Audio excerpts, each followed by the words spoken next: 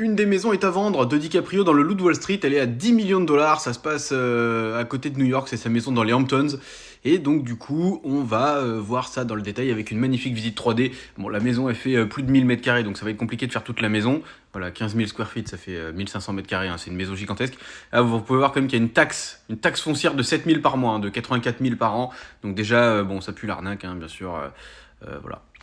C'est pas parce qu'on est riche qu'on doit donner notre argent dans le vide non plus. Enfin, on est riche, je parle des gens de la maison, bien sûr, pas moi. Voilà, la maison est très grande avec un magnifique séjour cathédrale. Les Hamptons, c'est à 2 heures à droite de New York. C'est là où il y a des maisons de campagne de mecs blindés, ceux qui sont à Manhattan, qui ont un bel appart. Notamment les gens dans Gossip Girl, hein, bien sûr, Chuck Bass, Blair et autres, Serena, bien sûr, qui vont souvent, avec Nate aussi, vers les Hamptons l'été. Voilà. Oui, oui, je suis un fan de Gossip Girl aussi.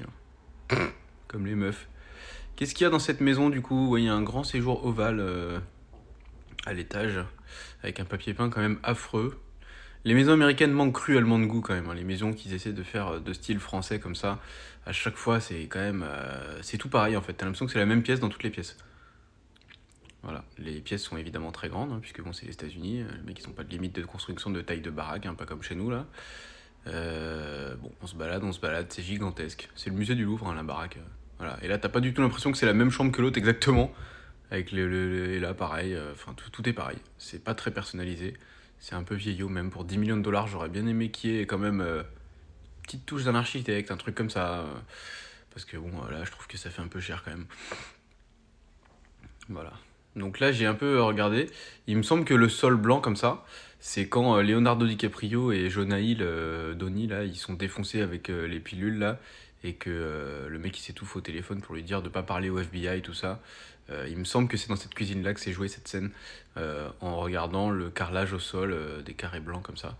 Voilà, il y a une pièce, il y a une réserve et tout. La maison est gigantesque. Classe S cabriolet, la famille, 1, 2, 3, 4 garages, 4 places. Évidemment, hein, bien sûr. Il y a un jacuzzi également que j'ai trouvé au fond du fond.